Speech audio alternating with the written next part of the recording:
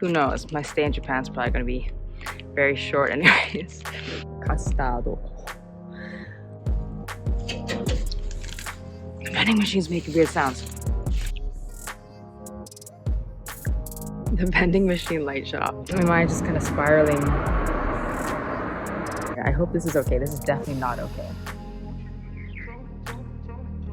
I just wanna feel like I'm home for a little bit. Hey guys, it's Elle. Sorry, this is gonna be like probably the shortest video I've ever made. It's more like just a very like random late night mental health walk, because today was just emotionally like a really rough day for me. Well, in general, like Japan has been a little bit rough, and like that was very expected given the context under which I decided to visit. But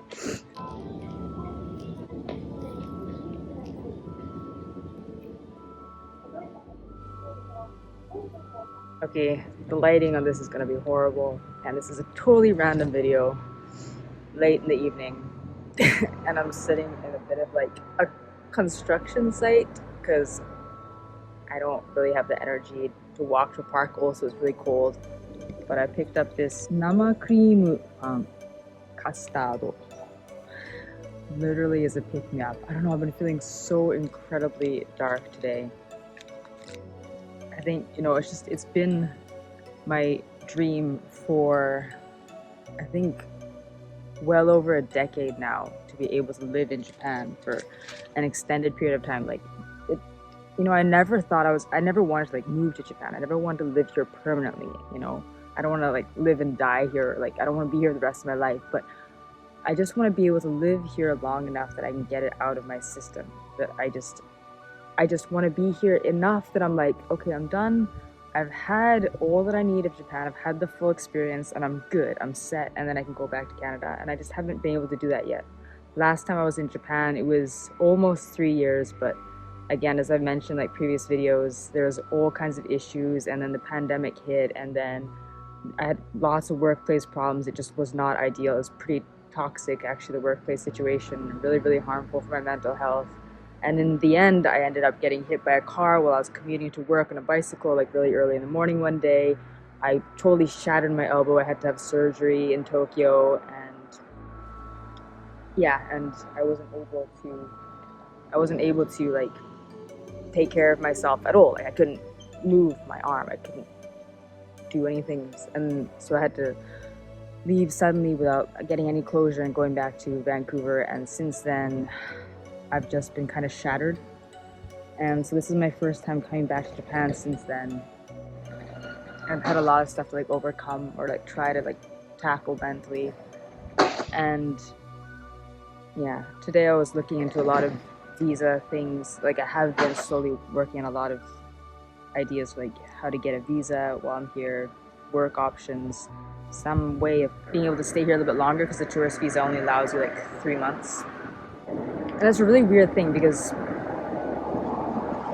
if I just stay in Canada, if I just stay in Vancouver, I have a really comfortable enough life. Like, I don't really have to worry about much in terms of like living day to day, like at all really. And I have my dogs and everything. I'm good, but just I'm not happy. Like, I'm always missing, I'm always empty, always, all my life. And I come to Japan and it's a struggle, but you know, I want so badly to be here. And today, it's just looking like, you know, visa things are not so easy. And they're literally like, oh, just go get a Zaidu card. I'm like, I can't just go get a Zaidu card. Like, to get a Zaidu card, you have to have a visa, and you have to get a visa, you probably have to have a job or be married or be a child of a Japanese national.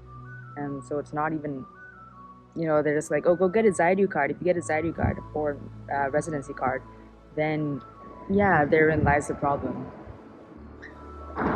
It's just really disappointing because, you know, I want so badly to be here. And in many ways, I feel like it's part of me that because I guess I'm half Japanese and stuff, I feel so strongly that I must have some ties to this country. But, you know, to keep on facing boundaries like that, just these kind of barriers.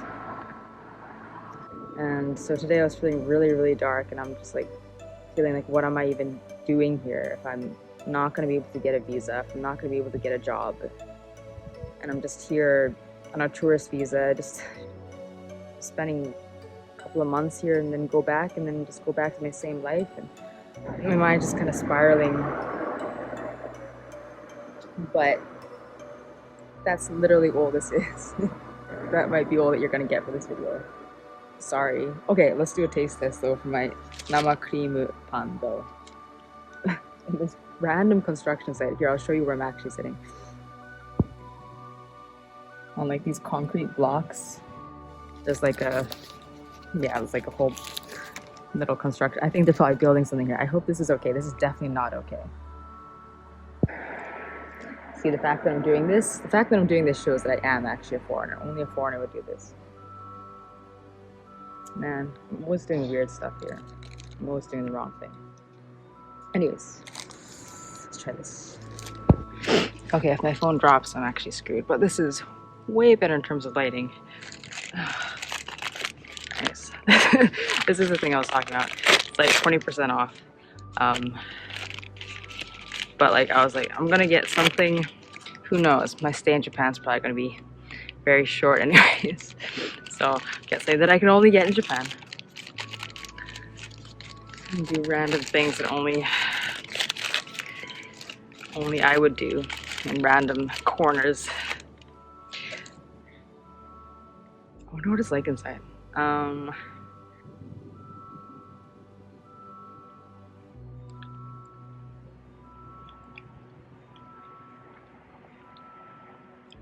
Has like a really yeasty flavor.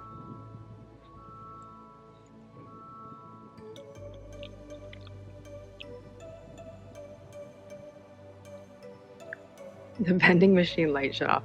That's really good.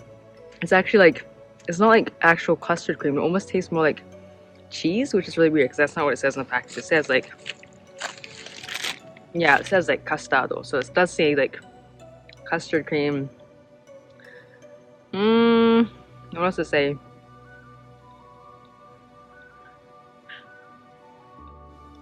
Sukkiri kuchi doke. Melts in your mouth. I don't know. If you guys can read Japanese, you can probably read the rest of it. But yeah, it's really good.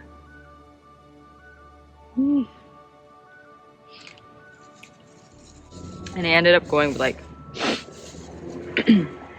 I've been trying to cut down on like too much chocolate, but oh, I see the lights in the supermarket went off. Okay. Got this like a mocha coffee. Oh man, it's actually really cold outside. But I can't complain. It's like probably 10-15 degrees colder in Vancouver.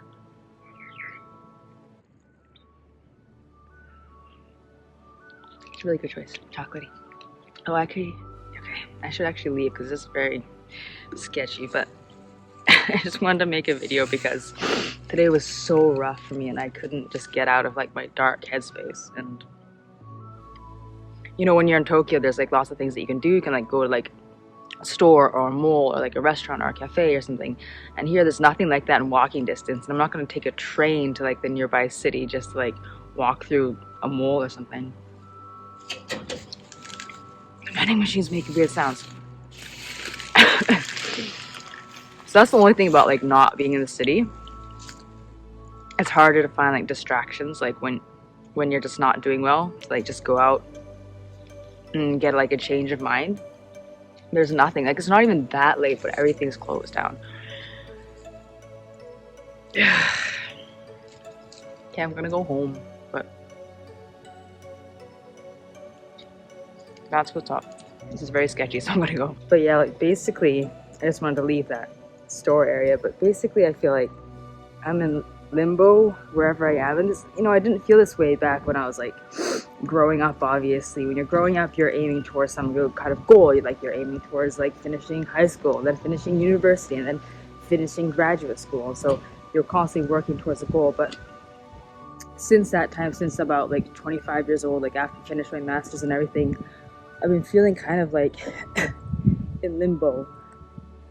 And I think, you know, a lot of that comes from being half, and I'm sure not all half people feel this way, but that's just, maybe it's my thing. I don't know if you go through this too in your own way. I mean, let me know. But like, I just feel like I'm in limbo. Like when I'm in Canada, when I'm in Vancouver, I feel like I'm missing something. Like I'm not where I need to be, or there's a part of me that's missing. There's always some kind of just like a hole. It's hard to say. I don't know. My mind's not composed, but I just feel like when I'm in Canada, I'm missing something always. I'm not quite home.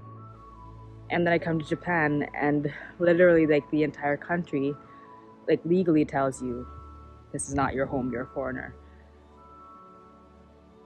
And so I just find myself in limbo, and in terms of relatives or family and stuff, I don't really have much of a base in either country. And it just kind of hits a lot of the times. Like, when I'm not thinking about it, when I'm doing something else, I'm usually okay. But in moments like this, when I had like issues today with like trying to access my bank account, with trying to like apply for visa and stuff, I just feel like I just want to feel like I'm home for a little bit somewhere. And you know, it's not the biggest deal in the world. I understand that. It's a luxury to even get to think about something like that. Like, not everybody has the luxury to be able to think about where do I belong. They just need a safe place to be, period, right? So the fact that I have a safe place and I'm just like, oh, boo-hoo, like I just don't feel happy there. I get that. I get that that's a ridiculous luxury that I get to even ponder where I want to be, but I understand that. But in my own little way, it's still rough. Anyways, that's it. Bye, guys.